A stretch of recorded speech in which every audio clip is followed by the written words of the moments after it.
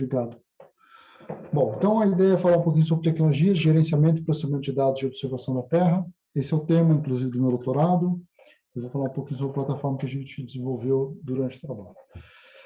O nome do Gilberto Ribeiro está aqui porque, bom, parte desses slides foram desenvolvidos por ele também. Os slides bons, eu roubei do Ribeiro, os que tiverem erros foram meus mesmos, tá? Então, por isso que está o crédito dele aqui. A motivação, acho que vocês já têm conhecimento também. Deixa eu fazer uma pergunta para vocês antes. Se eu colocar vocês aqui, vocês estão vendo só minha tela ou vocês estão se vendo também? Na tela. Tá bom, então tá bom. É porque eu olho para vocês aqui. Atualmente, a gente tem uma vasta disponibilidade de dados de observação da Terra, né? Só para ilustrar rapidamente para vocês o quanto isso representa, a importância de a gente ter tecnologias específicas para fazer esse tipo de processamento, né? Se a gente pegar dois sensores aqui, o Aqua e o Terra, pegar um produto que é gerado a partir desses dois sensores, que é o MOD 13Q1, tá? Ele tem resolução de 250 metros, ele é uma composição de 16 dias, ele gera, vamos colocar assim, só 23 imagens por ano, tá? Se a gente quiser fazer fazer um processamento sobre a América do Sul, a gente precisa usar 30 tiles, e se a gente quiser fazer isso durante toda a série histórica, a gente precisa de 1 tera por banda. São 12 bandas, a gente teria que processar 12 tera. Claro que 12 tera parece não ser muito, mas a gente não consegue fazer isso facilmente no nosso desktop. Acredito que nenhum de vocês aí tem um notebook com 12 tera, quer dizer, no mínimo uns 13, né, que a gente vai precisar de um pouquinho mais para ter aplicação, sistema operacional, etc. Então, a gente precisa de alguma ferramenta a mais. Se a gente for pensar no Landsat, então, aí a dificuldade aumenta um pouco mais. A gente tem disponível hoje em dia 1 petabyte de dados. É claro que a gente dificilmente vai usar todos ao mesmo tempo, mas só dá a ideia da magnitude do volume de dados que a gente tem disponível. E da importância de a gente ter ferramentas que tornem possível que os cientistas consigam processar esses dados, né? A gente pode ter ótimos algoritmos, a gente pode ter os dados disponíveis, mas eu vou precisar um dia fazer com que eles se encontrem. E certamente quando a gente desenvolve um protótipo usando um Jupyter Notebook, alguma coisa do tipo, ele não está preparado para processar isso, certo? Né? A gente precisa de uma infraestrutura, alguma coisa superior a isso. Tá?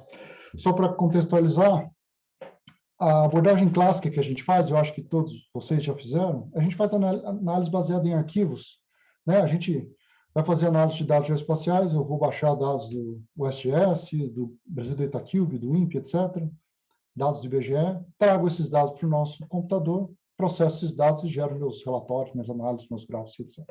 Análise baseada em arquivos.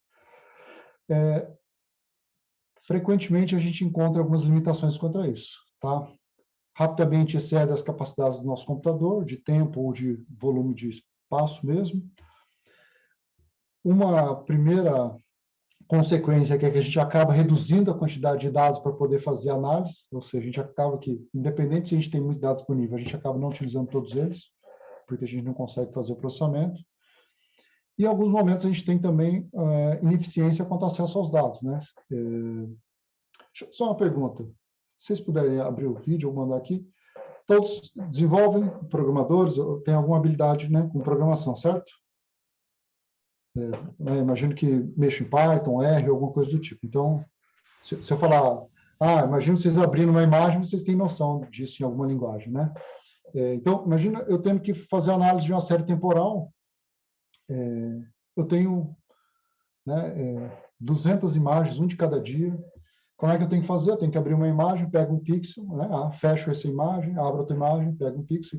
A gente sabe que quando a gente manda pegar um pixel, a gente vai ler muito mais, trazer muito mais para cache, etc., que vocês já conhecem.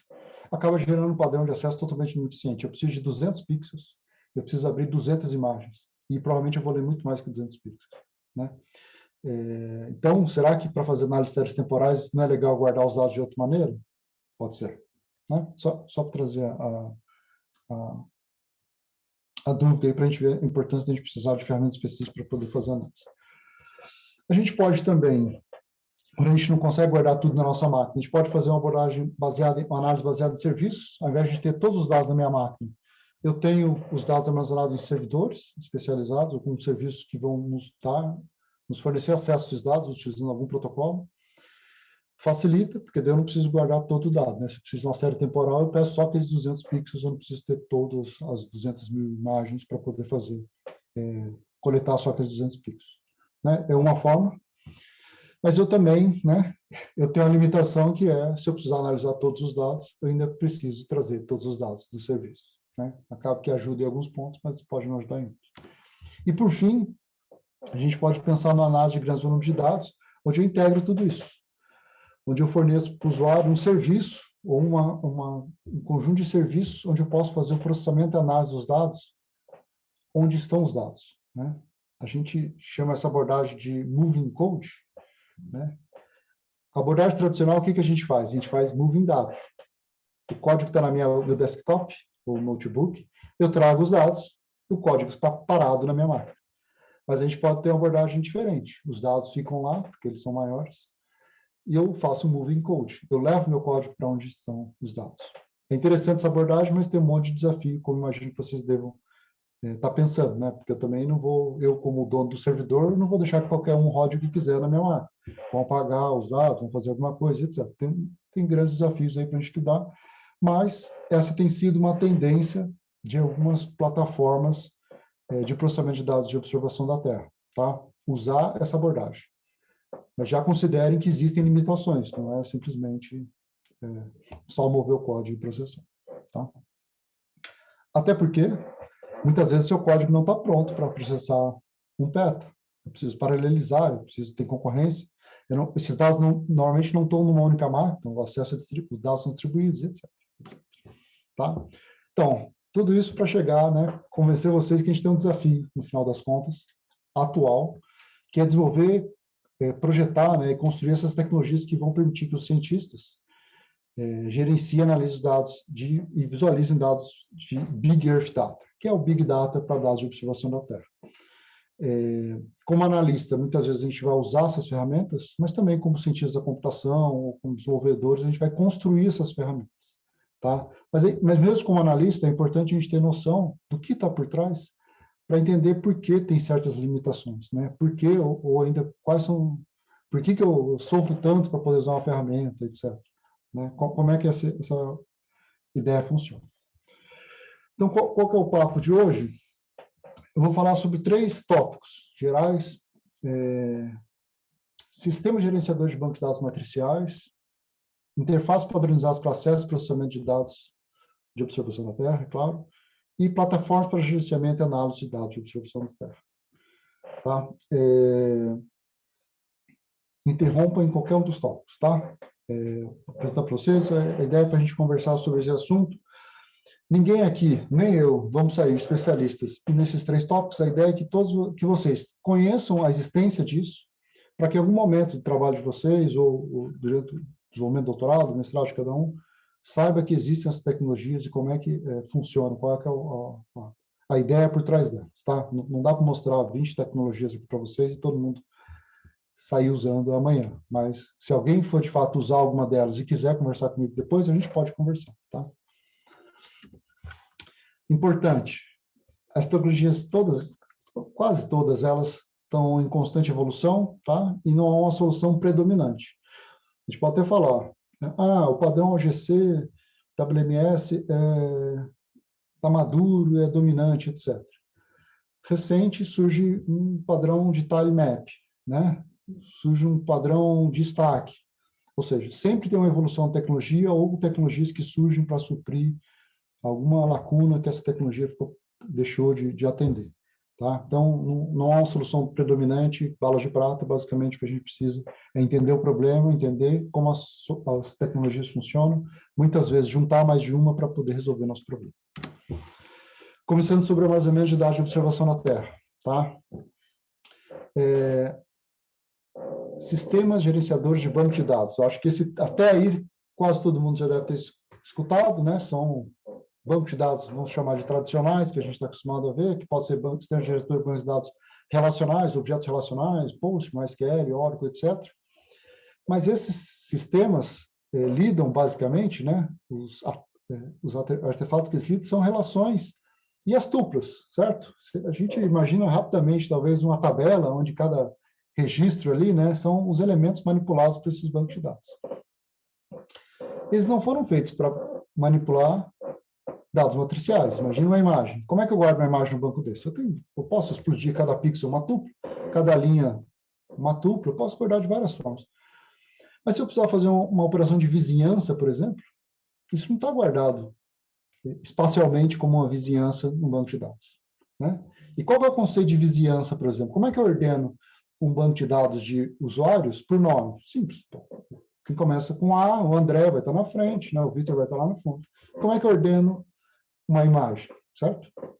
Assim, são conceitos diferentes e eu preciso de sistema gerenciador de bancos de dados diferentes, onde os elementos que eles estão manipulando são outros.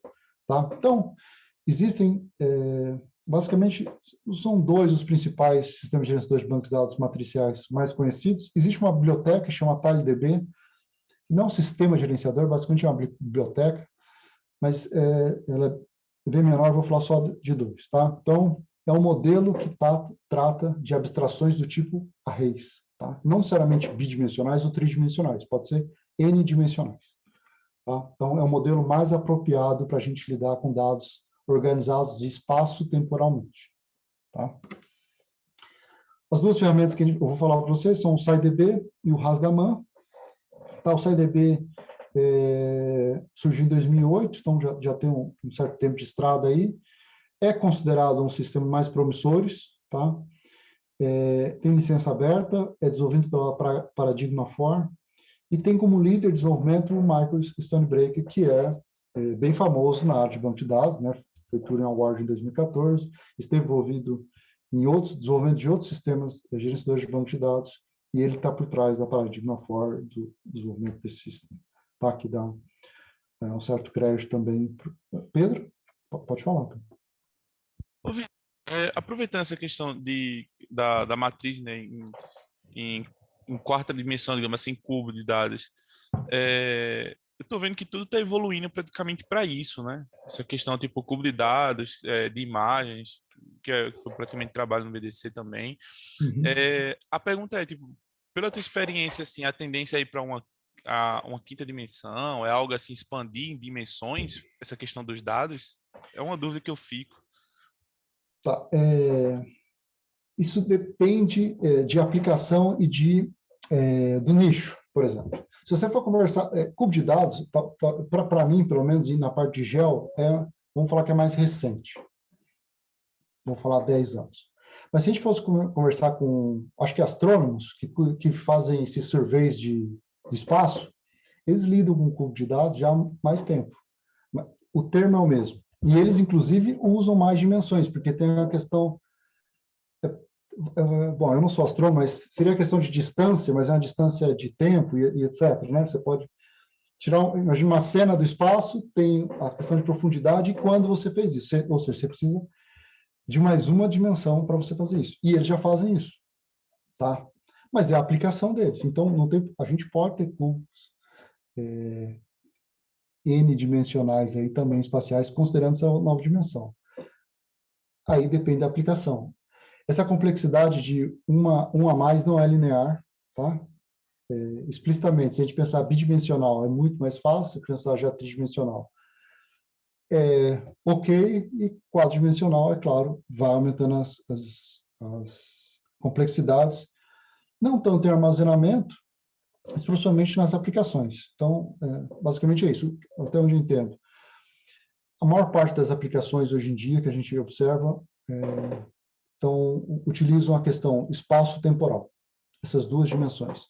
Só que considere que a gente não está falando que vamos chamar de banda, cada atributo, é uma nova dimensão, se você você pode abstrair dessa forma, certo? Né? No dia tal, na posição XY, eu posso ter RGB, considerar 3 bandas, certo? Então seria uma nova dimensão. Mas basicamente o que a gente faz é considerar espaço temporal e num ponto eu tenho os parâmetros, né, os atributos daquele ponto, naquele momento, que são as bandas. Tá? Então, é uma resposta também não definitiva, mas é só o que é importante que a gente entenda que depende da aplicação. Mas hoje eu vejo que na área de I/O a gente usa tridimensional. Tá? E a própria definição de cubo de dados varia. Tem algumas coisas que são meio coesas, mas algumas coisas variam. Por exemplo, se pode ter, vamos chamar de buracos, né? Se tem que ser totalmente preenchido a nossa grade ou não, certo? Porque, por exemplo, eu posso ter uma cena em uma determinada data que não tem sobre... Até porque, né, imagina o Landsat. Eu não consigo imaginar a América do Sul no mesmo dia, né? Inteira. E mesmo se fizesse no mesmo dia, não é na mesma hora, certo? Então, o eixo temporal, ele não é constante, vou chamar linear, né? Então, já tem um problema. Aí você tem que fazer uns afrouxamentos, né? Eu considero que o ΔT ali é no mesmo dia ou na mesma semana, ou eu junto cenas no tempo, crio uma cena por um determinado dia, mas ela é uma composição. Aí eu consigo homogeneizar o eixo temporal, por exemplo. É uma estratégia, tá? Eu só vou pedir para você daí, eu não sei, abaixar a mão, porque daí eu sei quando você ergueu de novo, Pedro. Se puder, ou eu que abaixo aqui para você, não sei se eu faço isso. Eu abaixei aqui, Perfeito, não? perfeito. Obrigado. Obrigado. Bom, o SciDB, ele foi pensado já para ser distribuído, porque, é claro, a ideia é guardar muitos dados. Eu vou tentar agilizar um pouco, a gente começou um pouco mais tarde, né? Então, a estratégia dele é um sistema distribuído onde ele tem um engine e um conjunto de dados armazenados, guardados ali com ele. Eu posso ter vários engines e vários locais armazenados, a única coisa que eles compartilham é um catálogo, dizendo o que cada nó possui de dados. Tá? Então, eu quebro meu array em pequenos chunks, blocos, e guardo nesses engines, que isso está guardado no catálogo. Então, quando um cliente faz uma consulta, eu estou apontando meu dedo, né? Quando um cliente faz uma consulta para um engine, ele basicamente replica para todos que pertencem àquela rede a mesma consulta, e todos executam a mesma consulta. Quem tiver uma resposta, retorna para o nó coordenador, que foi quem recebeu aquela consulta, ele agrupa e retorna para o cliente tudo que ele encontrou. Tá? Como se todos os dados estivessem naquele nó, mas basicamente estão distribuídos em vários nós. Tá? A visão da tabela do banco de dados objeto relacional para um banco de dados matricial é essa. É um cubo, vou considerar 3 dimensões, porque é o máximo que eu consigo desenhar aqui sem a gente fundir a cabeça, né? Mas poderia ser mais dimensões, só deixando claro isso. E eu defino, da mesma maneira que eu tenho um create table, etc., eu defino o nome, os atributos e as dimensões que eu tenho para definir essa tabela, entre aspas, que é meu array. Tá? E cada célula eu posso definir quais atributos compõem cada célula dessa. Tá? E o legal é que ele já é pensado para fazer um particionamento vertical. Então, se eu tenho uma célula dessa que tem 3 atributos, ele não guarda fisicamente em disco RGB, RGB, RGB. Não, ele tem um arquivo R, um arquivo G e um arquivo B. Tá? A gente chama de particionamento vertical disso, porque imagina que eu tenho 30 atributos, muitas vezes nas consultas, eu não vou usar 30 atributos. Há mais chance de eu usar vários atributos que estão perto, no mesma banda, do que todos os atributos. Tá? Basicamente uma estratégia que ele usa para questão de performance. Tá? E eu também posso definir, claro, o tamanho, o domínio, né, do n-dimensional. Então, por exemplo, aqui, ó, J, eixo J. Estou definindo que eu tenho que definir, né, o espaço, né? Começa em 1 e vai até 5. São os índices.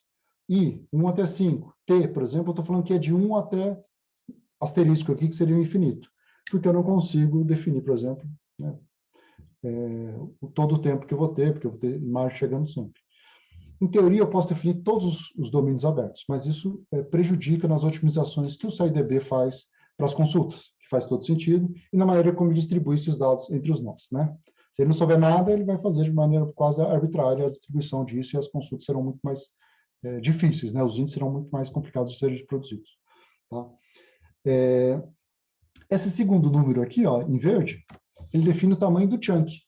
Então, imagina esse cubo, eu digo para ele, eu quero guardar chunks de 2 em J, 2 em I e 2 em T. Tá? Também coloquei esse número só para a gente ter um exemplo.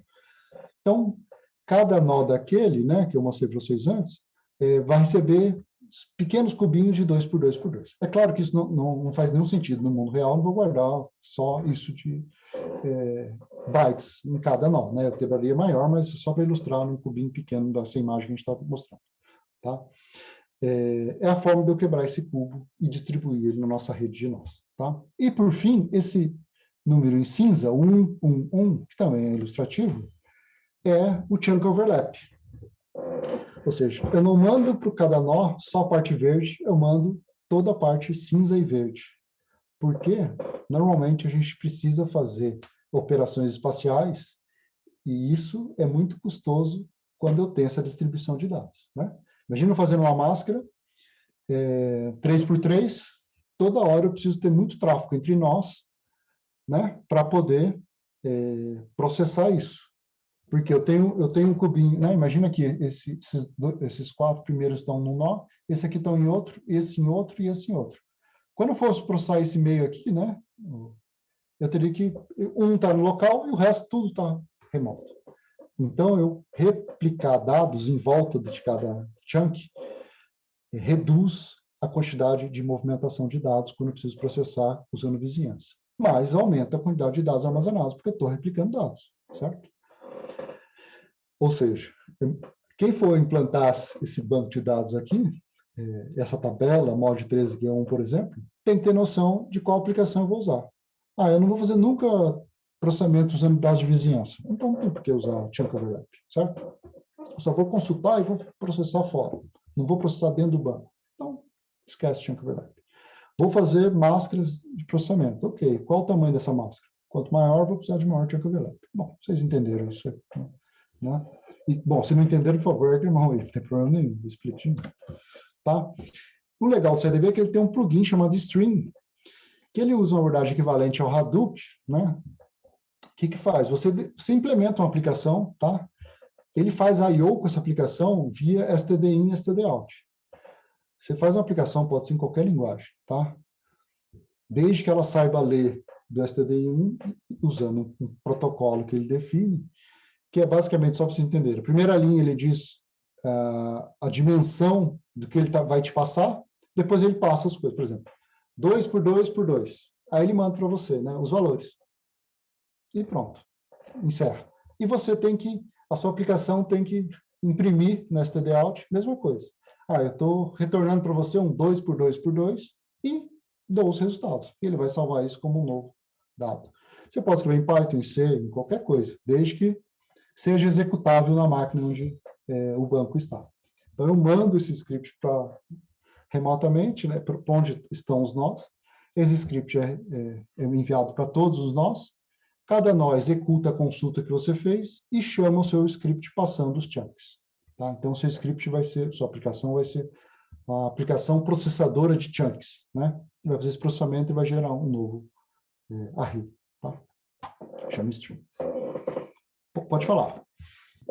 Ô, Vitor, puxando essa questão da vizinhança, isso pode acontecer, por exemplo, eu estou trabalhando com uma classe e eu quero saber ali, por exemplo, os pixels de transição, por exemplo. É para isso, por exemplo, que eu posso usar essa questão da vizinhança?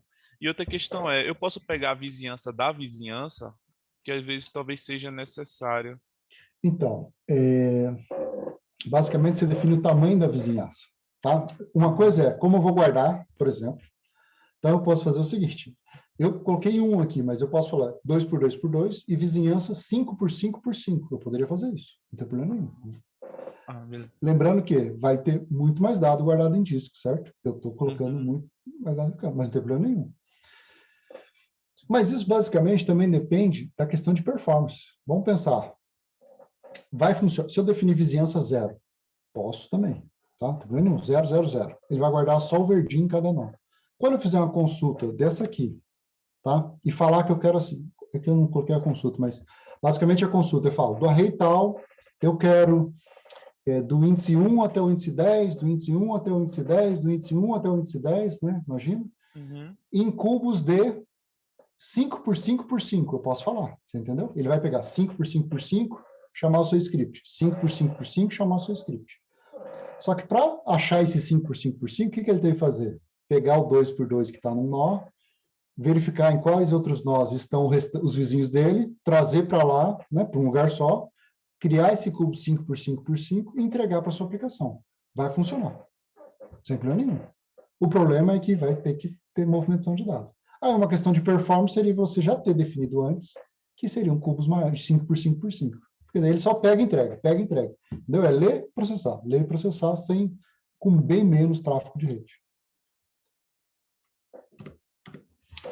Beleza, o Hasdaman é uma solução bem parecida, só que feito por outra empresa, tá? Tem a versão Enterprise e a versão Open. A versão Open, ela só pode rodar num nó, pelo menos da última vez que eu vi, a menos que eles tenham mudado o modelo de negócio deles. E a versão Enterprise, daí você pode instalar em vários nós, etc. Tá? Basicamente, ele guarda os blobs, que ele chama, ou no próprio banco de dados PostGIS, ou no sistema de arquivos, você pode definir isso, e guarda metadados no banco de dados. É que solução muito parecida com o do SciDB, do ponto de vista da arquitetura do sistema. Tá? Ele usa essa federação, então, assim, cada instância é uma instância que é funcional. Eu tenho uma instância rodando e uma instância funcional. E eu posso criar várias instâncias, inclusive longe uma da outra, e uma conhecer a outra, para que quando eu faço uma consulta, ele também replique essa consulta nas outras instâncias. É basicamente o que a gente falou do SciDB, tá? Ele chama isso de federação, tá? E o cliente pode consultar qualquer uma dessas instâncias que ele vai replicar para outras instâncias para encontrar o que você pesquisou. Lembrando sempre que vai ter que trafegar pela rede quando você encontrar em outra instância. Normal. O legal é que o Hasdaman tem não é bem um plugin, é como se fosse um outro servidor, que chama de Earth Server.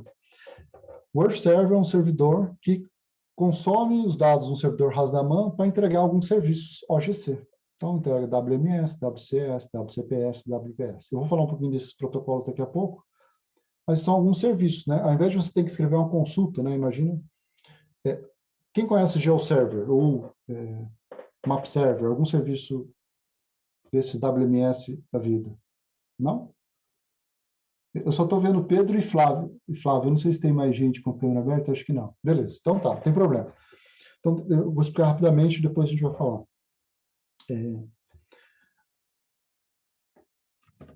No Hasdaman e no SciDB, como é que eu consulto?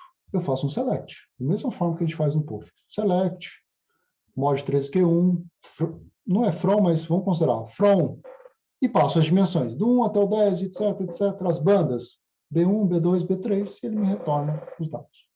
Tá? Isso é ok para quem desenvolve aplicações, certo? Mas não é ok para quem quer consumir isso. Eu quero ver no meu site. Eu tenho que ter alguém no meio do caminho que vai converter essa consulta para uma imagem, de fato, não em um monte de bytes, né, que vão vir da sua consulta. Tá? É isso. Basicamente, o Earth Server constrói uma camada de serviços. Você usa um protocolo conhecido, são esses protocolos WMS, WCS, WCPS, eu vou falar um pouquinho para frente.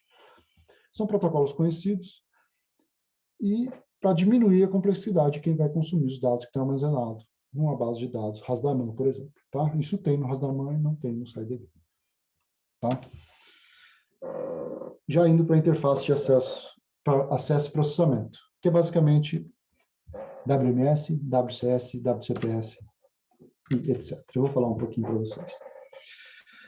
Então, ok, eu posso guardar no banco de dados matricial os dados, certo? Mas vocês já viram que o Hasdaman mesmo entrega os dados além da consulta, ele entrega usando um serviço de mais alto nível. Tá? Essa interface de acesso e processamento serve exatamente para isso, para eu facilitar o acesso aos dados. Tá? Imagina que eu tenho uma coleção de shapes ou uma coleção, um peta de Landsat no meu servidor, no INPE. Eu posso entregar isso, fazer uma página web com 1 milhão de links e o cara vai clicando e vai acessando. Pode ser, certo? Ou posso ter um serviço web que segue um padrão, um protocolo, que organiza como eu posso consultar essa base de dados geoespaciais para que as pessoas acessem esses dados, certo? Então, é para isso que servem essas interfaces de acesso e processamento. elas podem fornecer opções para a gente acessar, visualizar ou fazer download, ou ainda processar, pedir para executar um processamento. Eu vou dar exemplos, acho que são 4 aqui para vocês, tá? A ideia é não expor a complexidade de armazenamento e processamento, certo? Esses dados estão armazenados como? Num CIDB, num RASDAMAN, num GeoServer, não interessa. Se todo mundo falar o mesmo protocolo, para o cliente, tanto faz. Eu falo, me vê essa imagem. O que ele tiver que fazer para achar essa imagem, não importa para o cliente, desde que a imagem chegue da maneira que a gente acordou no protocolo. E um dos ganhos, é claro, interoperabilidade entre aplicações. Essa imagem aqui ajuda a gente a ilustrar um pouquinho disso, né?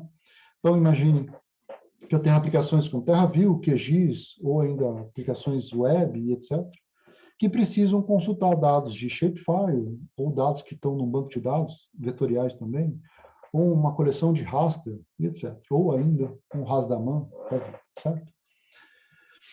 Essas aplicações, basicamente, só precisam falar os protocolos e ter servidores que implementam esse meio de campo, de saber ler esses dados e entregar utilizando esses protocolos, tá? Aqui eu estou só ilustrando WMS, WFS e WCS, mas existem outros. Servidores que implementam esses protocolos que são bem conhecidos, tá? GeoServer, MapServer, tá? São servidores gratuitos, eu posso baixar, instalar na minha máquina, inclusive, se eu quiser testar, pegar os meus dados raster, os shapefiles e cadastrar nele, e ele já vai entregar usando um desses protocolos, dependendo do dado que eu estou usando, tá? Aqui eu poderia colocar de exemplo também o RASDAMAN, tá?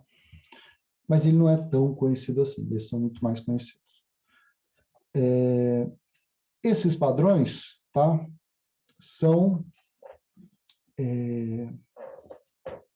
fornecidos ou foram oficializados através da OGC, tá? Que é uma organização sem fins lucrativos que é composta por diversas organizações privadas, inclusive Google está lá também, e algumas agências espaciais do mundo todo, e de usuários que discutem, né, e tentam definir um padrão para que as pessoas, a indústria use. Não é um padrão imposto, certo? Não é assim, todo mundo tem que fornecer dados usando WMS, mas é um padrão sugerido que quem quiser adote, implemente nas suas aplicações, tá? Só para resumir um pouco os padrões que estão aqui embaixo e os tipos de dados que eles manipulam, tá? Vamos lá. WMS é Web Map Service. Tá aqui. Ele pode ler tanto features, que são dados vetoriais, quanto covers, que são dados matriciais. E eles entregam para a gente figuras. Então, não são dados para serem analisados, são dados para serem vistos. Por isso que é Web Map Service, tá? Então, a página web que quer mostrar um mapa de fundo do Google, um dado de produto, etc., a gente vai usar um WMS, certo? Mas se eu quiser baixar o dado para processar, não é um WMS. Eu preciso usar um WCS, se eu estiver falando de raster. Ele pega coverage, Web Coverage Service, entrega dados. Esses dados ele vai entregar, se tiver 20 bandas, são 20 bandas, tá?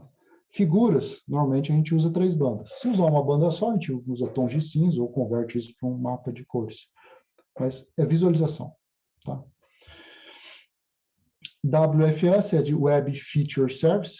Ele manipula só features, é claro, e entrega dados também. Então, vai entregar um shapefile, vai entregar um GeoJSON, vários formatos, certo? Você pode consultar uma região, ele pega um arquivo GeoJSON, por exemplo, filtra só para a região que você quis, entrega só o pedacinho que atende a sua requisição. Pode ser um atributo, um espacial a requisição.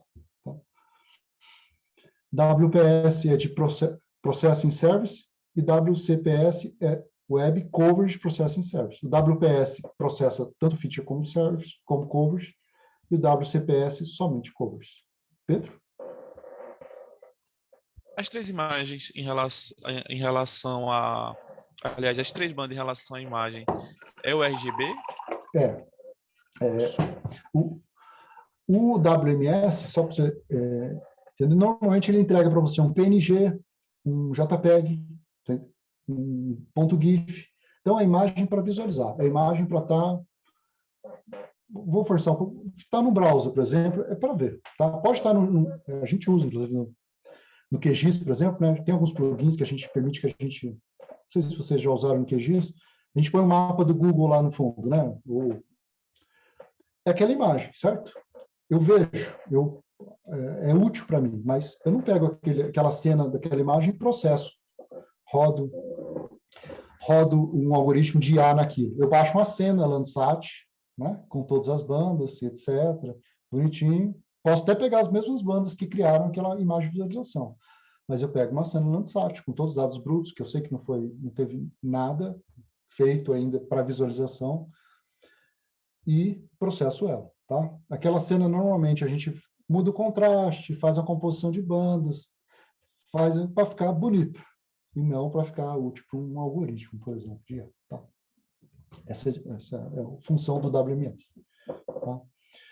E o CSW, que é de Catalog Service for Web, é metadados. Então, imagine que eu preciso cadastrar vários serviços WMS que tem disponível. Imagine que o INPE tem um serviço WMS, o IBGE tem um serviço WMS. Bom, a ANA, a Agência Nacional de Águas, tem um serviço. Bom, o mundo inteiro tem serviço WMS. Onde é que eu acho isso? Não seria legal se eu pudesse catalogar isso? Né? Os produtos que tem cada serviço WMS está no catálogo? Os serviços que tem WFS está no catálogo? Ou ainda, uma cena qualquer, que nem está em WMS ou WFS ou qualquer WS da vida, mas que está catalogada, é essa a função de um protocolo CSW. Tá? Então, é Catalog Service for Web. Tá? Esse Catalog Service for Web, ele não guarda nenhum dado, ele guarda só metadados. Então, a imagem nunca vai estar no servidor CSW. Ele tem um endereço, como eu consigo aquele dado. Tá? Basicamente é isso. Onde está, que é o responsável, a data de início, a data de fim, uma descrição.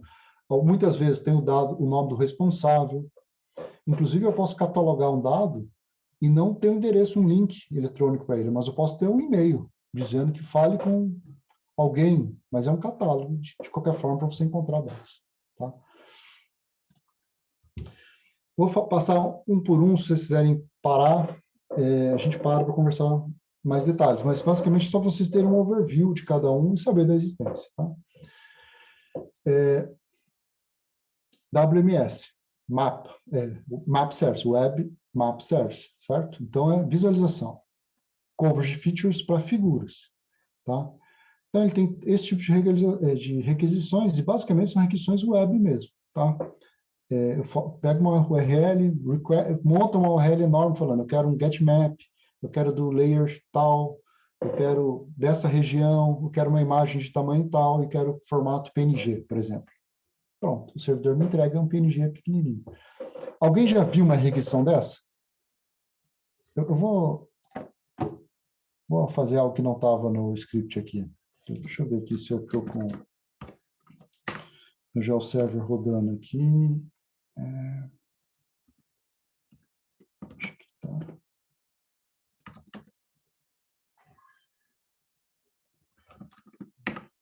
Deixa eu pensar algum serviço que queimadas INPE. Ó, acho que é BD queimadas. Deixa eu já entrar no BD queimadas mais rápido. Só para vocês terem uma ideia. Ó, eu estou montando essa imagem, foi montada. Vocês viram aí aparecendo, certo? Quem forneceu esses dados, eu sei que, bom, se não mudaram, foi um servidor WMS. Eu vou colocar aqui em Inspect, só para a gente ver as requisições. E vou dar um F5 aqui para a gente ver. Deixa eu aumentar aqui, porque a imagem vocês já viram como é. Olha aqui, ó, achei um aqui. Achei uma requisição. Ó, eu peguei qualquer uma aqui, vamos primeiro olhar o header, olha para vocês verem qual foi a requisição. Endereço do servidor, tal, WMS, serviço, WMS, versão 1, request, getMap, formato, ele quer um image PNG, transparente, true, layer, BD queimadas, países, por exemplo, e etc., tamanho tal, etc. Isso aqui é um preview, é um PNG, que tem, ele pegou uma feature, provavelmente era um shapefile ou um GeoJSON, desenhou laranja, mas onde? Ele configurou aqui, eu quero a bordinha laranja, tal tamanho, se eu quisesse pontilhado, fez tudo no GeoServer. É imagem para visualização. E toda vez que eu requisito, ele me retorna a região. Aí, um cliente web que sabe fazer requisições quadradinho por quadradinho, faz várias requisições e vai montando na tela para a gente ver. É isso, tá? WMS. Tá? Vou voltar aqui. Então, isso vale, essa ideia vale para todos os demais serviços, tá? Só que depende do uso que você quer fazer para ele. Web Coverage Service.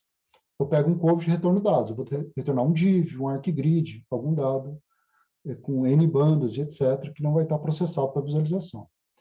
Então, retorna dados para análise, para processamento e análise. Então, URL, get coverage e etc., aqui da mesma forma, tá? Eu posso filtrar, eu quero só a banda B1, B2 e B7. Ele vai trazer só isso para você, um zip ou vários arquivos para você baixar com esses dados. É claro, dificilmente a gente vai encontrar para visualização isso, porque eu não vou trazer o dado bruto para visualizar, somente para processar. Tá? Não sei se vocês conhecem, eu vou abrir meu QGIS aqui, espero que não tenha nenhum projeto aberto aqui, acho que não. Ah, vocês não estão vendo meu QGIS, né? Tá bom, deixa eu... cadê?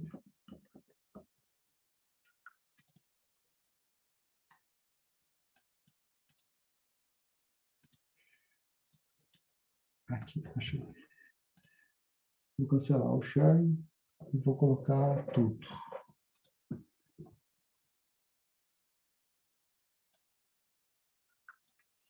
Agora vocês estão vendo meu QGIS? Tá. Eu posso usar, cadastrar, ó, Web Coverage Service aqui. Se eu souber um servidor que me fornece esses dados, eu posso baixar os dados por aqui. Não preciso entrar no site, etc., baixar os dados. WFS é a mesma coisa, tá? Aqui, ó, eu tenho outro plugin WMS aqui também. Deixa eu ver se local aqui eu tenho servidor local rodando. Bom, vai demorar aqui, né? Eu posso... É o mesmo caso. Opa. Tá lento, tá no notebook, tá, pessoal? Deixa eu achar... mais rápido aqui. Tá. Apesar de não ser no browser, é o meu tipo de requisição. Pode ver que eu dou zoom, ele... Porque é legal é isso, ó. Eu tenho essa imagem de alta resolução que está no servidor. Mas como eu pedi uma região grande e eu pedi para ver, sei lá, 250 por 250, ele me entrega na resolução de visualização. Eu vou dar um zoom, vai ficar tudo pixelado e depois vai melhorando. Tá? Porque ele pede de novo aí melhorou a resolução, para mostrar de novo para mim. Ó. A gente consegue ver os quadrados sendo carregados. Tá? Só para ilustrar para vocês.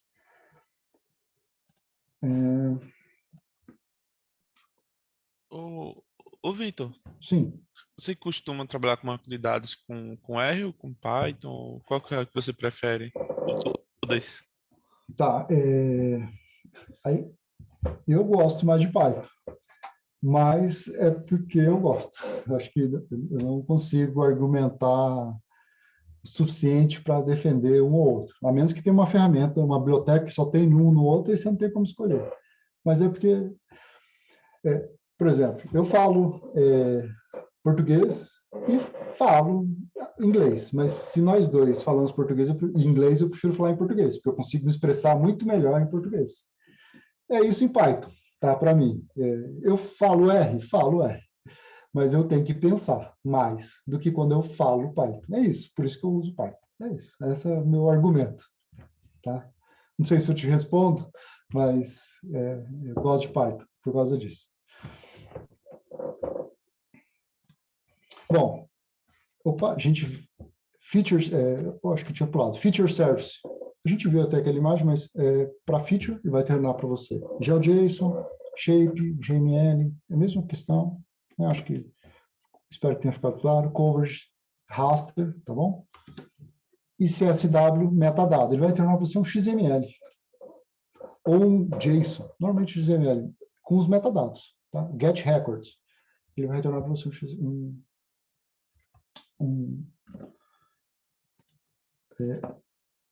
XML. Deixa eu só falar para vocês, ó. INDI. Vocês conhecem a INDI? INDI é a Infraestrutura Nacional de Dados Espaciais. É uma iniciativa governamental que tem vários participantes, tá? A INDI não é CSW, tá? Mas a Indy tem um servidor Geo Network que usa CSW, tá? É isso, só isso. Então, por exemplo, eu acho que catálogo de metadados. Aí, ó, quando roda isso aqui, ele está rodando um servidor Geo Network que fala, entre outros protocolos, o protocolo CSW.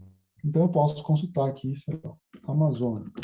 Espero que ele aceite aqui. Aí, metadados aqui. Óbvio, tem dados sobre a Amazônia aqui, você pode usar JPEG, bom, eu não conheço aqui, eu fiz qualquer busca, mas metadados do dado, você quando for baixar, provavelmente ele vai mandar você para onde está o dado. É um catálogo só. Tá? É o Google do coisa, mas que usa um protocolo, que no caso é o CSW. Opa, pulei. Outro protocolo é para processamento, Web Processing Service. Tá? Então, é um servidor que aceita requisições de processamento e permite que eu faça o download dos dados que foram processados. Então, imagine que eu tenho já Landsat Cena 1, Landsat Cena 2, e eu tenho já cadastrado lá uma operação que chama soma cenas. Aí eu chamo essa função soma cenas e falo cena 1 com cena 2. Ele vai somar a cena e vai retornar para mim. Se eu quisesse dividir cenas, pixel por pixel, ou subtrair, se o servidor não tiver essa operação, não tem, e pronto. Então, eu preciso ter um catálogo de operações previamente disponível no servidor da AWS para ser executado. Observe que, com isso, eu tenho interoperabilidade sintática. Quando eu pergunto para um servidor, ei, servidor WPS, quais funções você tem para mim? Eu tenho soma cena, eu tenho suaviza cena, certo? Eu tenho, sei lá, ele vai dizer todos, buffer, eu tenho isso, isso, isso. Se eu perguntar para outro servidor, ele vai falar também, eu tenho isso, isso, aquilo. Imagina que dois servidores têm a função suaviza cena. O nome é o mesmo, mas ninguém garante que a implementação é a mesma, certo? A interoperabilidade é sintática, o termo pode ser o mesmo, mas as implementações, né, só pelo protocolo não é garantido que é a mesma, certo? É isso. Só para você, então, pode facilitar bastante coisa, mas não é simples eu mudar de servidor para fazer a mesma operação, a menos que eu tenha uma garantia que os servidores implementam a mesma operação. Só o nome da operação não me garante que a implementação é a mesma. Tá? Então, ele tem algumas operações de get capability, que é para retornar todas as capacidades dele, quais funções tem, descrever qual o processo. Me descreva o processo soma.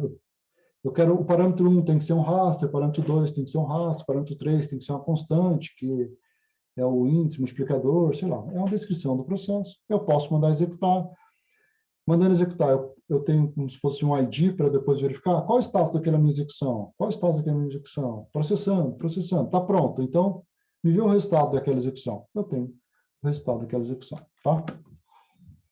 Basicamente, seria assim uma requisição sobre o protocolo HTTP. Tá? Também faria por exemplo, execute, buffer, polygon, passando um parâmetro dizendo qual é o URL dos meus dados de entrada. Tá? E tem o WCPS, que é o Web Coverage Processing Service. É somente sobre coverage, como o nome já diz. E o interessante é que esse sim tem interoperabilidade semântica. Então, não é que eu falo para ele smoothing, alguma coisa do tipo, né? Eu passo para ele qual é a função que ele tem que processar. Então, eu falo, para cada pixel, pega o pixel 1, soma com o pixel 2, gera o pixel 3. Ou seja, somar pixel 1 com pixel 2, se eu mandar isso para qualquer servidor com o mesmo dado, eu vou ter, em teoria, tem que ter o mesmo resultado, certo? Então, a interoperabilidade é semântica aqui, então eu consigo ter esse tipo de funcionalidade em servidores que implementam WCPS. Mas não é qualquer servidor que implementa WCPS, tá? Eu preciso de servidores específicos que fazem isso e muitas vezes eles implementam parte do protocolo, não é algo totalmente maduro, como o WMS, WFS ou WCS, que a gente encontra implementado em vários servidores por aí, tá? Bom, fora esses protocolos, alguma dúvida, pessoal? Pode erguer a mão aí. Tá, fica à vontade. Ô, Vitor, eu tenho uma pergunta, assim, que é algo, talvez algo bem pessoal, mas eu Acho que era bom ter a opinião de quem trabalha com isso, que é assim, uma coisa é, muitos servidores, quando chegam num certo limite, ou quantidade de imagens de satélites, eles retiram, né, isso, e para você ter de volta, você tem que solicitar, né, quem trabalha com imagens. E também acontece que muitas vezes a gente trabalha com esses dados lá atrás e a gente gera resultados, por exemplo, uma classificação, gera vários mapas para várias regiões, né, vários geotiffs. E a pergunta é interessante a gente armazenar isso no servidor de maneira mais particular para a gente resgatar e poder mostrar para um trabalho futuro ou comprovar o que a gente fez anteriormente ou não? Não vale a pena. Então, a resposta simples e curta é sim, é. O problema é todo o desafio que tem em você fazer isso, tá? Por quê? Às vezes você usa um algoritmo que usa uma semente aleatória, depois nunca mais você consegue chegar naquela classificação, certo? Então, eu tenho que ter uma boa prática já assim, todo algoritmo, então, eu tenho que fixar uma semente, ou salvar qual semente eu utilizei, seguir a mesma ordem, porque provavelmente você pega a semente inicial, mas ele gera vários números aleatórios, se eu mudar um pouquinho a ordem do algoritmo, talvez o gerador de números aleatórios pegou outro valor para um, etc. Existem alguns trabalhos, inclusive no grupo de pesquisa do Gilberto Ribeiro, que trabalharam com isso. Eu vou tentar lembrar, até o final eu vou tentar lembrar o trabalho de mestrado de um colega meu, que fez um trabalho disso. Se eu não me engano, vocês conhecem o Felipe Menino? Quem não conhece, Menino mesmo, do jeito que a gente, né, fala, Felipe Menino. Eu acho que no mestrado, ou TCC, ele fez alguns trabalhos sobre reprodutibilidade. Tá? E Matheus Mariano, tá? Ele também fez um trabalho de mestrado no INPE sobre reprodutibilidade. Então, só que para ele eles faziam as coisas em R. Acho que era em R. Você escrevia seu código, anotava certas coisas no código, fazia algumas marcações, de forma que quando você mandava rodar isso, ele gerava pequenos pacotes para que você pudesse voltar. Não, é como se fossem uns snapshots assim, para você voltar aquelas execuções. Porque às vezes você não mudou o seu código, mudou só um parâmetro de entrada, mudou uma imagem, etc. E ele guardava essas transições entre funções assim. É melhor ler o trabalho dele, porque, na verdade, eu lembro dele fazer uma prévia, etc., eu assisti, mas eu não consigo explicar o trabalho dele, claro, né? É ele que domina exatamente o assunto. Mas eu acho interessante, mas eu entendo o desafio de fazer isso na mão, porque, primeiro, que às vezes você não tem condições de guardar todos os dados, mas pelo menos você pode guardar links dos dados, certo? Não garante, mas diminui a chance de você não ter nenhuma forma de reproduzir aquilo, certo? Porque, bom, se o dado ainda estiver disponível, você baixa de novo e roda de novo. Mas o importante é guardar. Para data science é, no mínimo, guardar as sementes que for utilizar. Aliás, usar uma semente fixa, né, que você escolha, e guardar elas, porque senão a gente nunca mais faz um treinamento de uma árvore 2 vezes que vai dar igualzinho, sem usar a mesma semente. Não dá, né?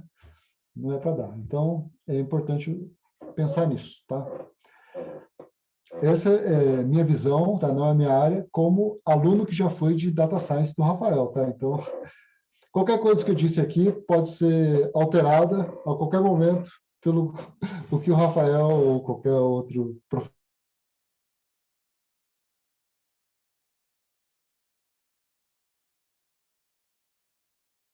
Parou para vocês também?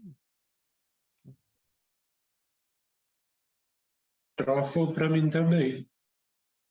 Acho que a internet dele caiu. O Ribeiro eu sei que está lá, que é o WTSS, que é Web Time Series Service. Vocês estão me escutando bem? Apareceu uma mensagem de Então, rede Vitor, aqui. travou aí por uns 20 segundos Tá. até Então, agora. tá, obrigado.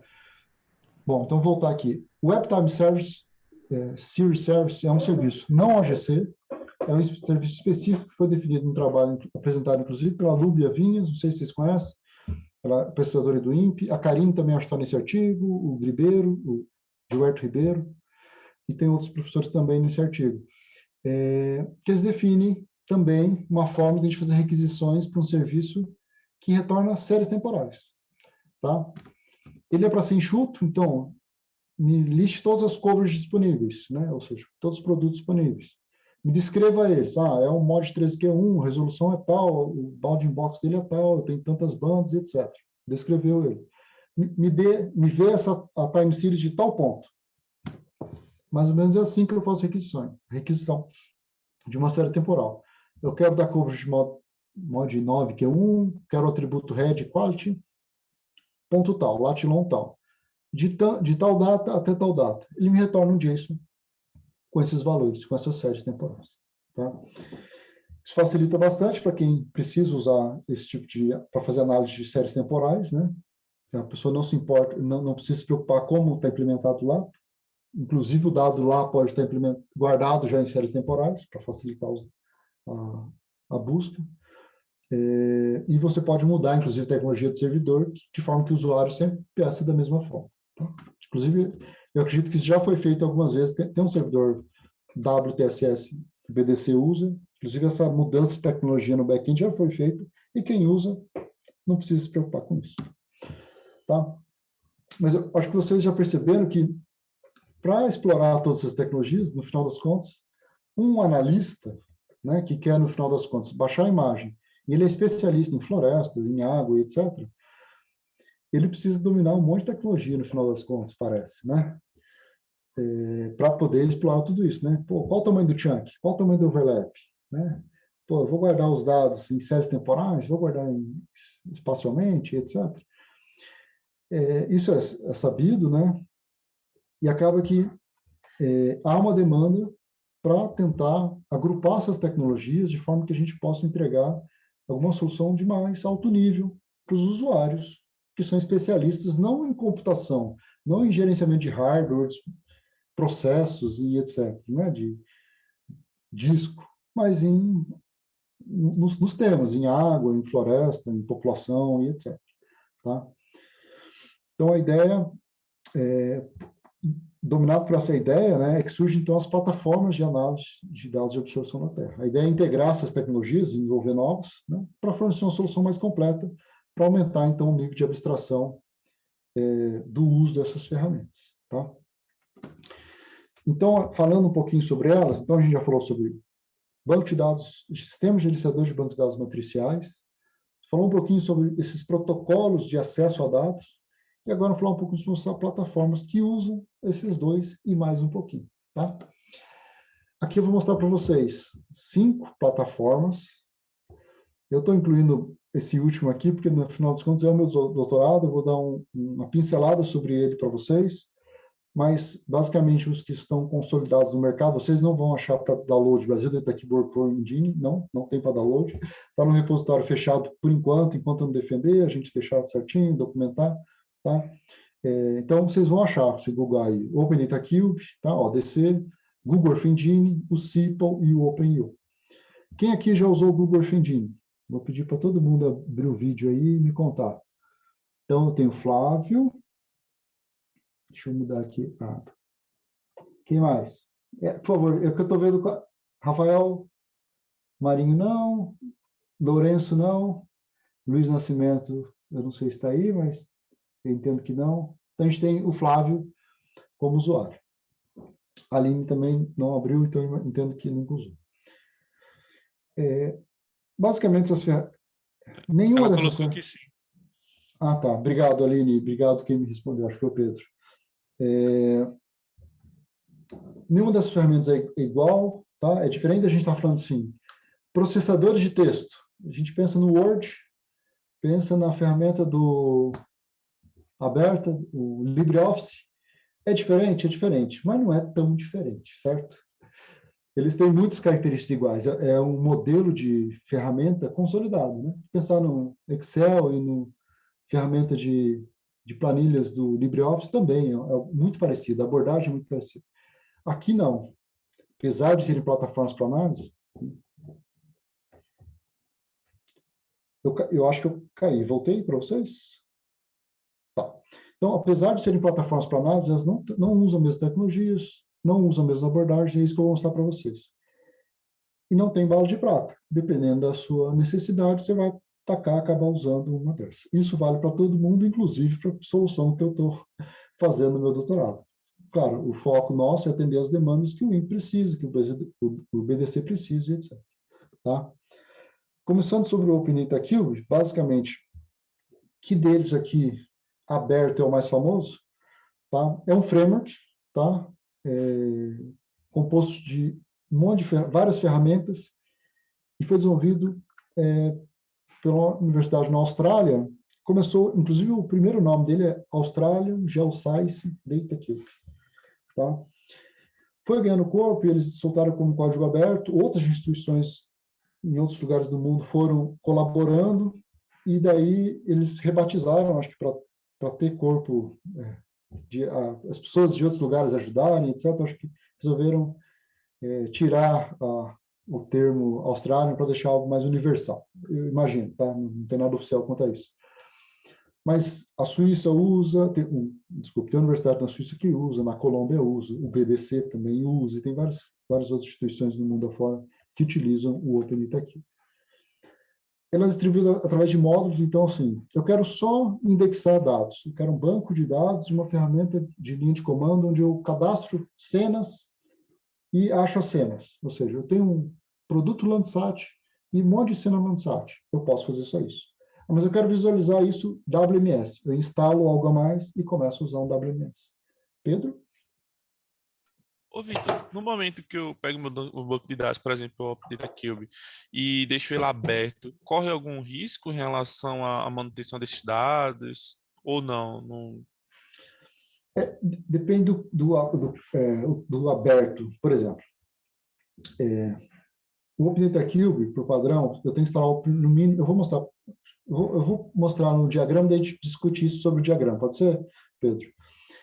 Então, eu tenho vários desses modos, eu posso compondo esses modos para dizer o que eu preciso, tá? Só para vocês entenderem isso. É código-fonte aberto, se você entrar github.com/OpenDataCube, vocês vão ver todos os projetos deles lá, tá? E tem desenvolvimento colaborativo, tá? Essa arquitetura base deles, tá? Mais geral. Basicamente, o fluxo de dados ocorre aqui de baixo, dos vermelhinhos para cima. Então, os dados entram, né? As observações. Eu posso fazer algum tipo de processamento, pré-processamento, mas basicamente eu tenho uma camada de indexação, tá? Banco de dados e ferramentas de banco aplicações escritas em Python que lê metadados de imagem, cadastra, lê cadastra, APIs para eu usar a consulta facilitada, APIs para eu falar assim, me vê só o dado dessa região, daquela coleção. Ele vai lá, consulta no banco, pega no disco, lê e me entrega um objeto Python com o dado lido, para eu poder manipular, entendeu? Então, ele entrega essas bibliotecas em Python e algumas ferramentas de linha de comando. Eu estou falando até aqui, até essa linha aqui, tá? De baixo até essa linha de comando eu tenho isso, tá? Mas ele também tem aplicações para web, que usando essas bibliotecas Python, pega esses dados e exibe via WMS, ou ainda exibe um bounding box, essas coisinhas mais alto nível, ou ainda entrega um serviço stack, que é um outro tipo de catálogo para dizer quais produtos tem disponível, e assim por diante. Aí eu posso implementar outra aplicação em cima disso, que usa tudo isso para fazer uma plataforma maior de visualização de dados, etc. Tá? Ou eu posso escrever um script em Python que acessa direto esse banco, usando a biblioteca do ODC, e faço todo o processamento da minha máquina. Então, eu tenho um servidor com os dados instalado o ODC, eu me conecto nele, abro um terminal Python e posso fazer consulta e processamento daquele terminal. Mas observe que eu estou conectado naquele servidor, porque quando eu faço o read dos dados, ele vai buscar no sistema de arquivos daquela máquina. Tá? Mas, então, aquele dado tem que estar naquela máquina? Não necessariamente. Eu posso ter um sistema de arquivos em rede, que eu monto o sistema de arquivos em 10 máquinas, certo? O que importa é que aquela máquina tem que ter acesso ao sistema de arquivo, tá? Para eu poder fazer esse acesso mais baixo nível usando a API do ODC. Deixa eu lembrar a pergunta do Pedro para eu responder. Acesso aos dados. Vamos lá. Se eu estou usando essa API de baixo nível, a pessoa tem acesso ao dado de qualquer forma, certo? Porque ela está na máquina onde aquele dado está montado. É claro que eu posso usar alguma estratégia do tipo, eu monto esse catálogo de dados naquela... Vocês entendem o termo montar, né? Eu tenho aquele volume, né? Vamos considerar assim, aparece o D dois pontos. Normalmente, esses ambientes são Linux, tá, pessoal? Mas eu vou tentar abstrair de maneira Windows, porque eu sei que daí todo mundo já tem mais familiaridade. É como se eu tivesse um D, os dados estão todos no D dois pontos da máquina do Vitor. Mas daí todo mundo na rede monta esse D da rede na sua máquina local. Todo mundo vai ter um D dois pontos. Se você acessar, parece que o dado está na sua máquina. Você acessa localmente. Mas toda vez que acessa um arquivo, na realidade está vindo da máquina do Vitor. Tá? Mas eu montei aquele diretório naquela máquina. Né? Eu tornei disponível aquele diretório naquela máquina. Tá? Então, eu preciso disso. Então, nesse nível, se eu colocar aquele diretório somente leitura, eu bloqueio, eu não permito que a pessoa apague pelo menos meus dados. Mas eu não posso falar para ele, como é que eu limito assim?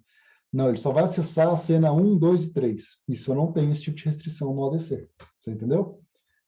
Porque ele montou todo o catálogo na máquina da pessoa, no fim está tudo disponível na máquina da pessoa. Tá? Mas, por exemplo, o WMS, que está acima disso, eu posso colocar usuário e senha, e daí ele acessa via HTTP. Aí a pessoa não precisa estar de fora. Ele põe o URL, né?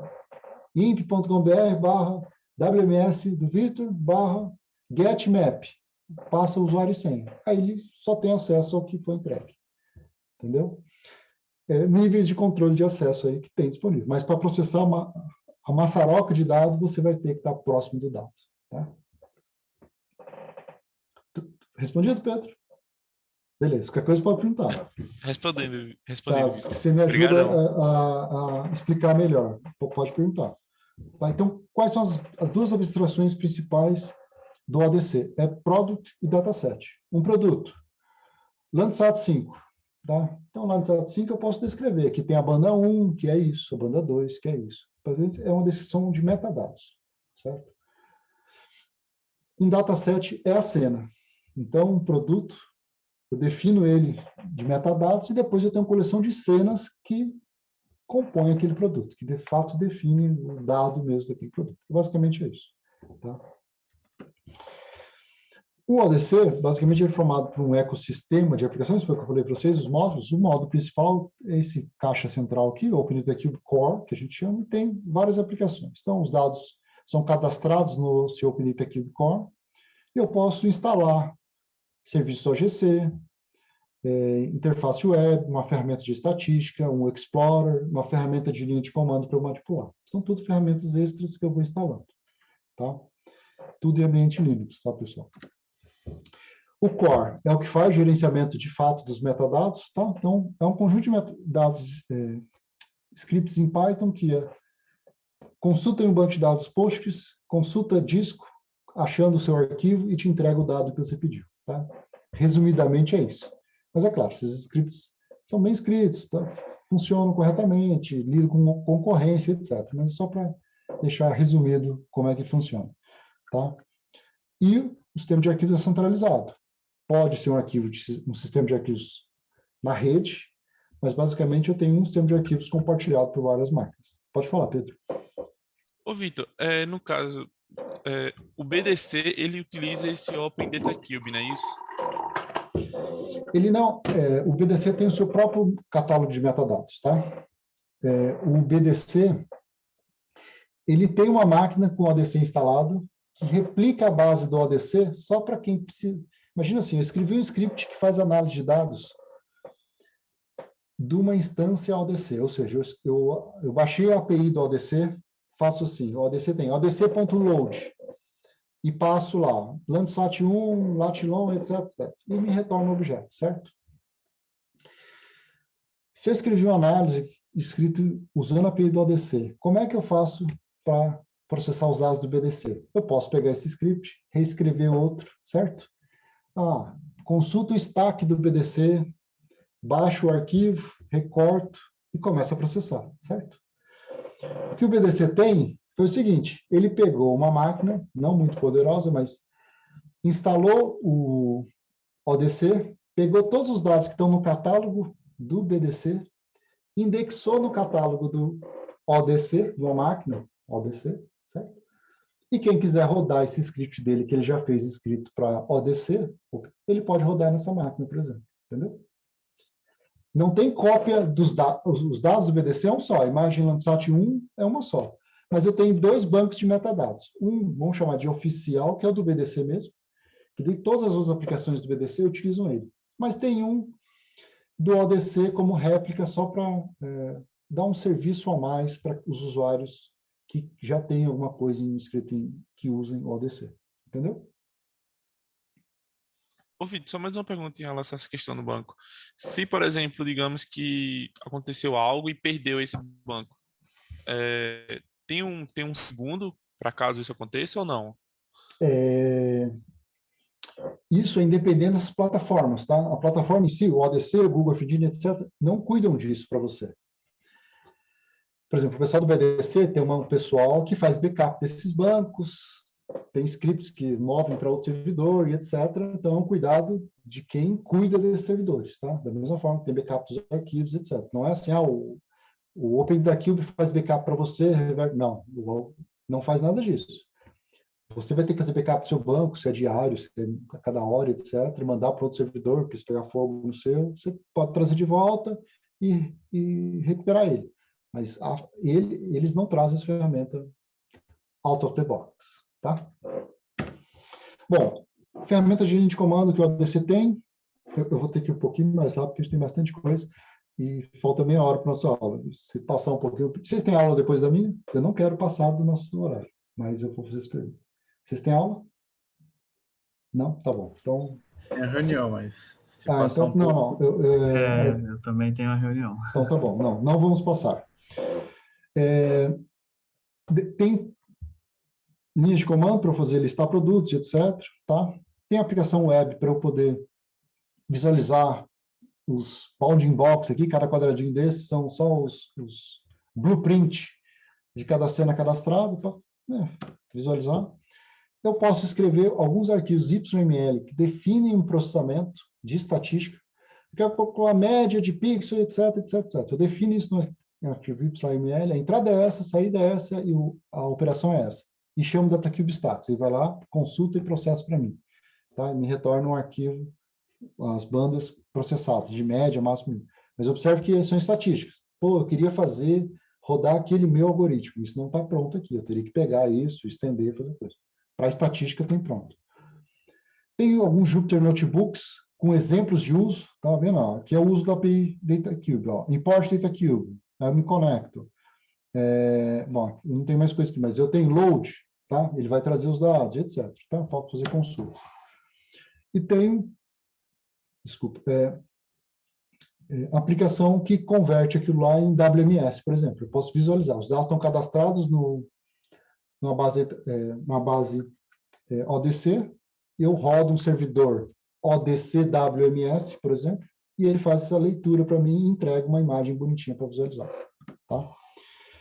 Gostei, Vitor, quero fazer deploy disso. Eu tenho um repositório no GitHub, está um pouquinho antigo, mas vocês podem usar, vconrado/odc-deploy, que tem alguns containers já, para você baixar e dar um Docker Compose Run para facilitar um pouquinho sua vida.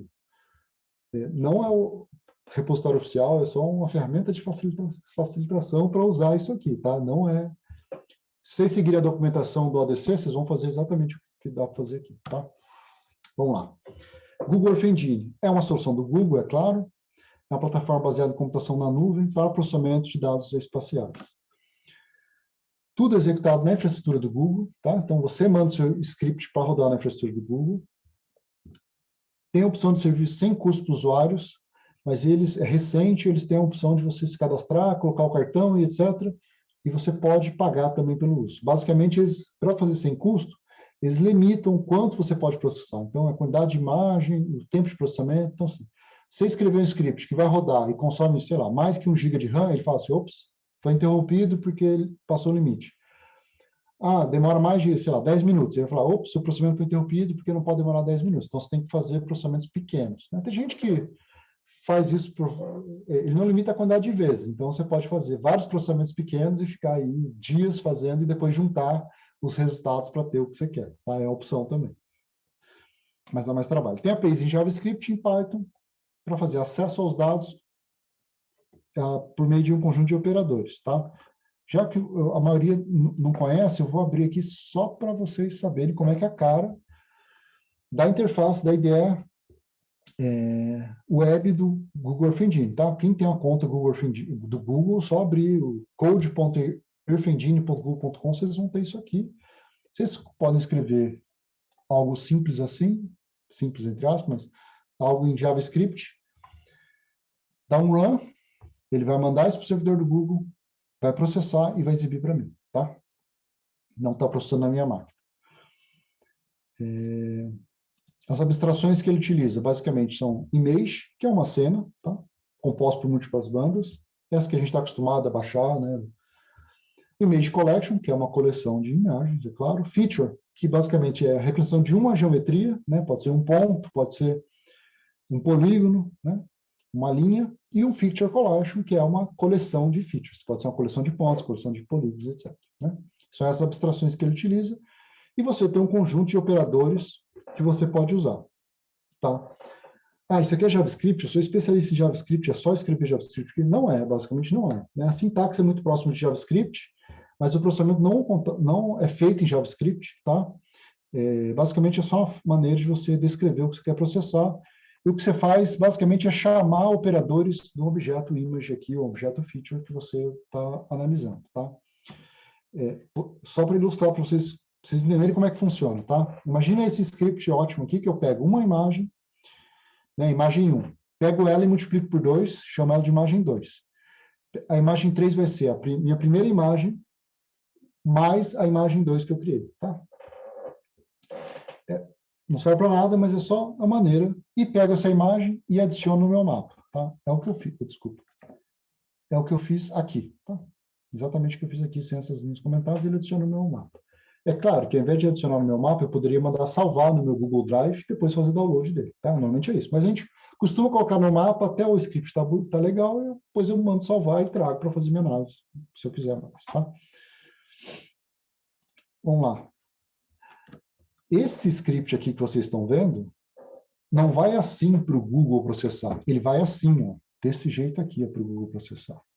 Tá? O que ele faz? Ele quebra o seu script em invocações de funções que já existem na infraestrutura do Google. Tá? Então, só para vocês verem, ó, o elemento 0 é uma função de load, onde tem esse parâmetro. Ele vai fazer a carga de uma imagem.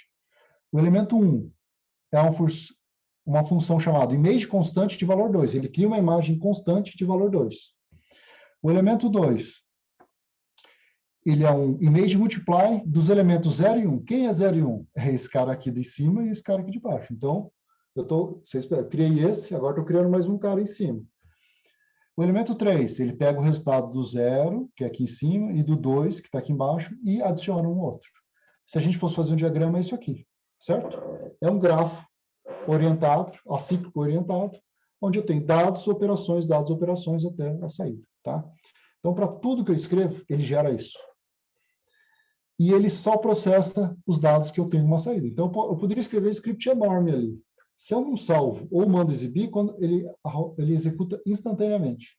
Porque ele não executa nada. Porque nada eu gravo, nada, ele executa a dependência de trás para frente, tá? Então, é assim que funciona.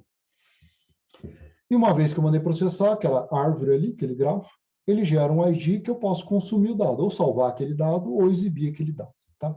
Eu posso salvar no Google Drive, no Cloud Storage, ou no Assets, que é o Google Drive do Google Earth Engine. Tá? Mas considere que é equivalente ao Google Drive. Pedro? Só uma pergunta rápida, Vitor. Aqueles númerozinhos são índices, não é isso? Desculpa, esses números que você está vendo aqui, não, ou esse aqui? Esses aí. São índices. São índices, tá certo. Então, se eu tivesse um script enorme, provavelmente esse JSON ele criaria 0, 1, 2, 20, 30, vários. E eu poderia mentalmente montando esse grafo aqui, né? A função ImageAdd, ele pega o resultado do elemento 0 com o resultado do elemento 20. E assim por diante. Posso fazer uma mistureba danada aí para gerar todos. E começar com zero, começar com muda alguma coisa? A gente Não. não escreve isso. A gente não escreve isso. A gente escreve isso. Aqui, ó. Quando eu dou um run, desculpa, toda hora do Alt Tab não é isso. Eu escrevo só isso. Aquela imagem que eu mostrei para vocês, na realidade, é só para vocês entenderem o que funciona embaixo do capô. Tá? Ó, eu cliquei aqui, run.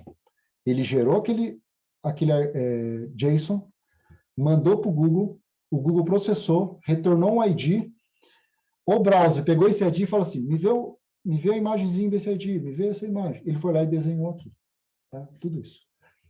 Para quem só quer processar dados, você não precisa nem saber como funciona aquilo lá, mas é só para você ter uma ideia do que está para dentro do motor, tá? Como é que as coisas funcionam. Tá? Porque daí você fala assim, pô, será que tem como eu fazer assim no Google Earth Engine? Pô, não tem, os caras não implementaram. Por quê? Porque se eu não tiver como representar o que eu quero processar por meio de um grafo, o Google Earth Engine não processa. Porque o que sai do seu browser é um grafo. Não desenhado, não desenhado, né, numa imagem, mas um grafo descrito no JSON. É isso, só para você saber. Isso é importante saber. Tá? Bom, a arquitetura do Google Earth Engine é essa, eles não dão muitos detalhes, mas basicamente eles usam um serviço que o próprio Google já tem lá disponível, montaram mais algumas outras ferramentas, e ele tem essa questão de processamento em tempo, on the fly, você viu que eu dei run, processou e eu já vi, on the fly. Ele processa sempre na resolução do que eu estou vendo, isso é importante, tá, pessoal?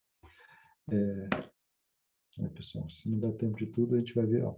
Se eu deixar bem pequenininho, ele pegou o dado bruto, mudou para a resolução pequenininha, processou nessa resolução.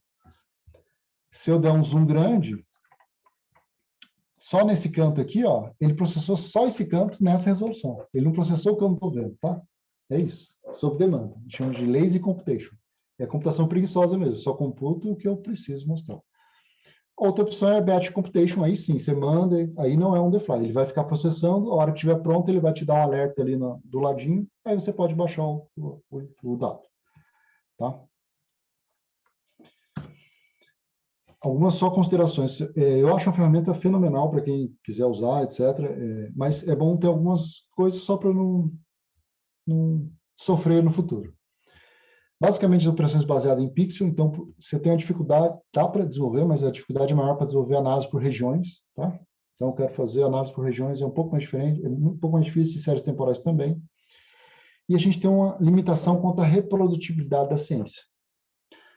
Eu fiz esse script e mandei para o Google, certo? Tudo bem, o script de soma, subtração é muito bem definido, mas o Google tem scripts de data science lá dentro, tá? De detecção de bordas, tem um monte de coisa pronta. E esses scripts mudam com o tempo. Se vocês forem olhar no changelog, tem lá, correção do bug do, sei lá, vou chutar qualquer coisa aqui, do edge detection, tá? E só, tá? Então, quer dizer que aquele script que você rodava antes, que deu certinho o seu mestrado, você defendeu ele, e depois eles corrigiram o bug, que você não sabe qual é, nunca mais vai ser igual. Pode estar melhor hoje. Não estou falando que vai ser pior, mas não é igual só isso, tá? Pô, Google, eu queria rodar na versão de 2020. Não tem, tá, pessoal? Você não escolhe a versão sempre atual. É só isso. A gente não tem acesso aos códigos-fontes, e se eu quiser rodar, eu tenho um algoritmo meu que eu escrevi em C, que é o super especial do meu mestrado, eu queria que rodasse para cada pixel da imagem no Google. Também não roda, eu vou ter que escrever só usando as funções que tem disponível no Google, tá? Essas ressalvas feitas, eu recomendo a todos que um dia abram lá, façam um exercício, que é muito legal mesmo a ferramenta, tá? Simple, esse eu vou um pouco mais rápido, porque eu gostaria de dar mais atenção para os demais, tá? Mas, basicamente, é uma plataforma de computação em nuvem. Não é exatamente uma plataforma para a gente que facilita o processamento. Bem longe do que é o Google Earth Engine.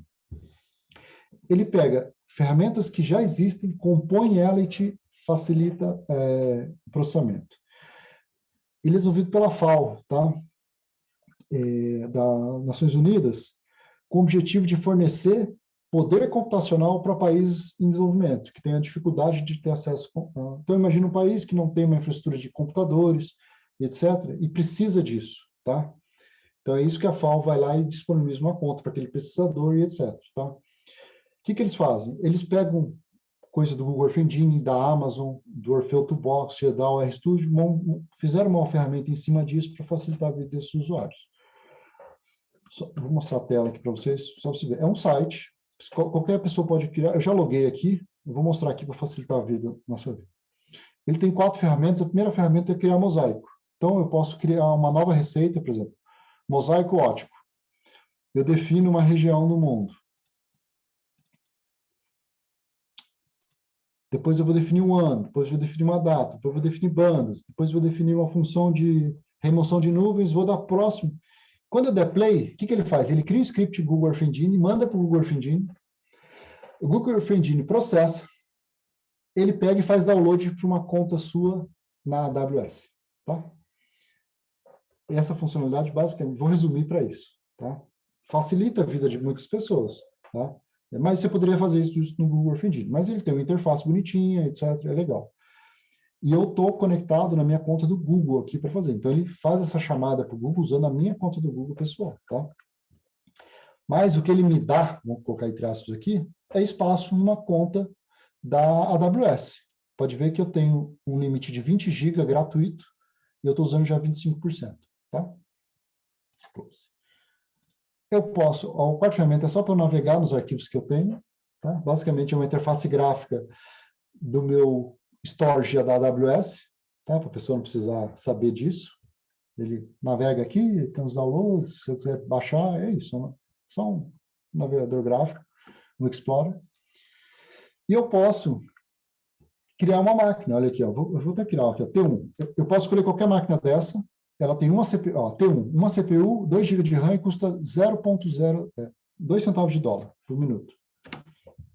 Vou criar a máquina, eu tenho um terminal no browser de uma conta na AWS, com aqueles dados que vocês já viram, e eu posso escrever meu script em Python, em R, qualquer coisa, para processar esses dados. Não está na minha máquina, está na AWS.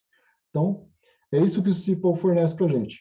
Infraestrutura na AWS, por exemplo. E ele me dá crédito, ele me dá, já estou gastando 2 centavos aqui, ele me dá $10 por mês para execução e para armazenamento, tá? Porque eu fui fazer teste, eu pedi, eles me deram $10. Hoje, se você criar, eles te dão $5 por mês. Mas se você mandar um projeto, falar que eu faço isso, trabalho com isso, eles aumentam essas cotas de dólar, dependendo do seu projeto, tá? Assim que funciona. Eu não vou esperar terminar aqui, porque demora um pouquinho para a máquina surgir, mas vocês vão terminar o preto e a gente pode rodar qualquer script para lá. A outra opção são aplicações que já existem prontas, que você pode mandar executar, ele abre uma nova janela com aquela aplicação. Por exemplo, uma das aplicações, eu posso mandar rodar um RStudio Web. Então, você vai abrir no browser um RStudio, isso aqui é no browser, tá? Eu vou escrever meu código em R, mando processar, está rodando lá na AWS. Então, é esse tipo de infraestrutura que ele dá para o pesquisador, tá?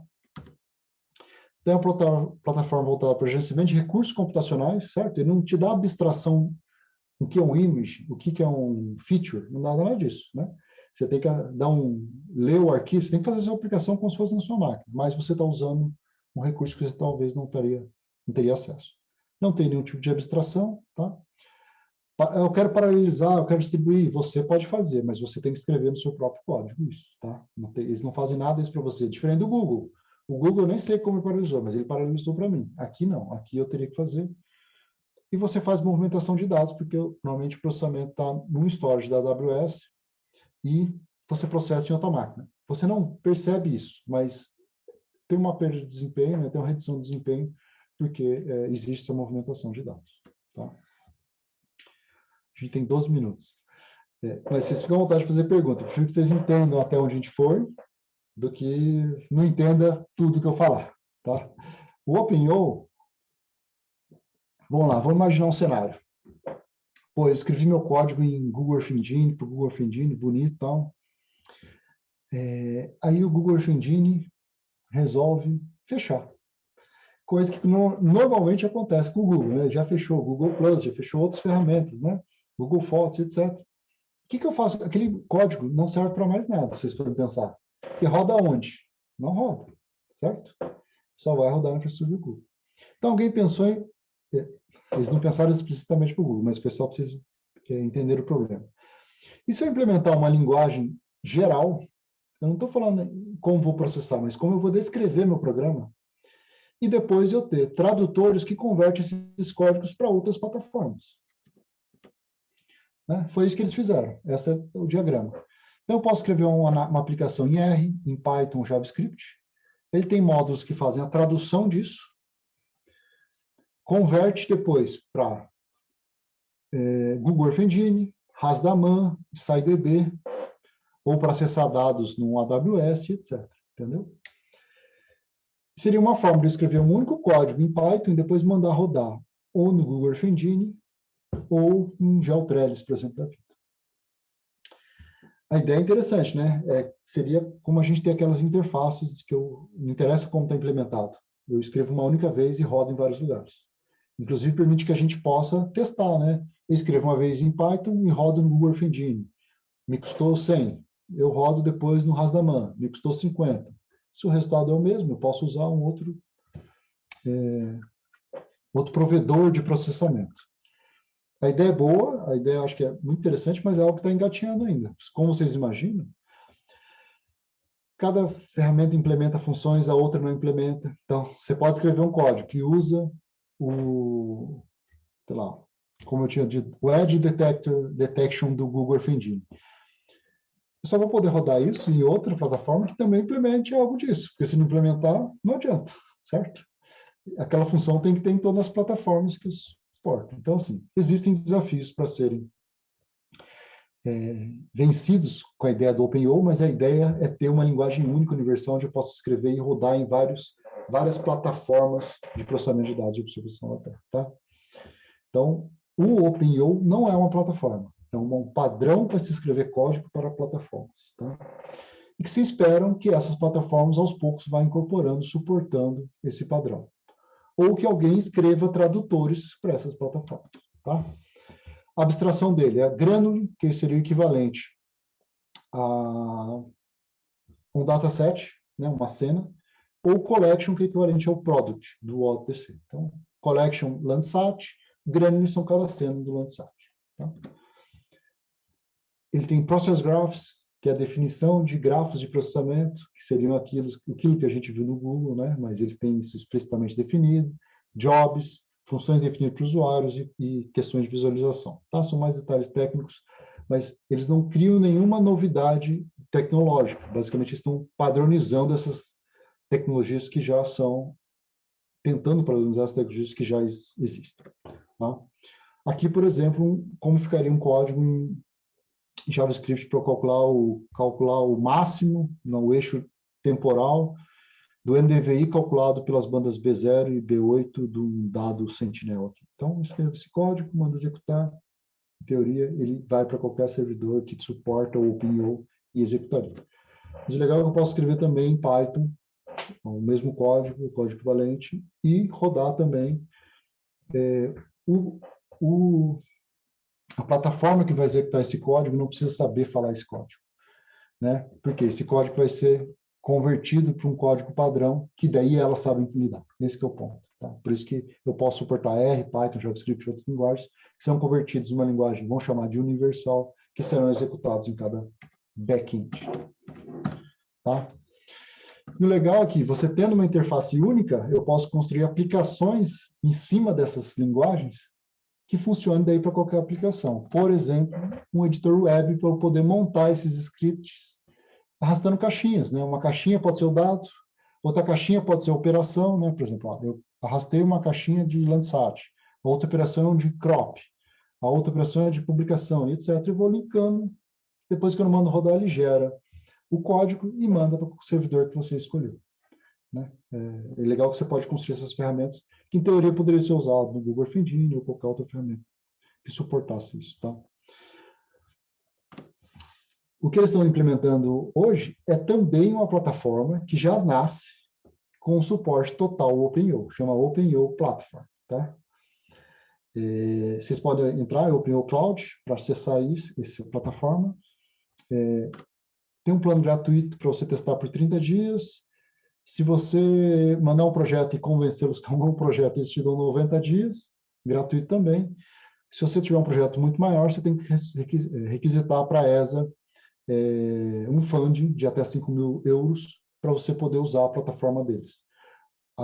Pelo que eu entendo, no futuro, você vai colocar seu cartão de crédito, vai poder rodar e vai começar a debitar do seu cartão conforme você vai usando isso, tá? Mas eu acho que isso não está disponível hoje ainda, estão ainda implementando, nem todas as funcionalidades já são oferecidas na OpenIO Platform, mas eu entendo que isso vai virar um produto comercial como o Google Earth Engine é, tá?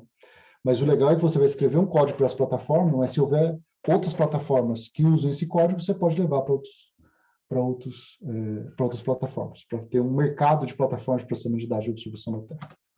Tá?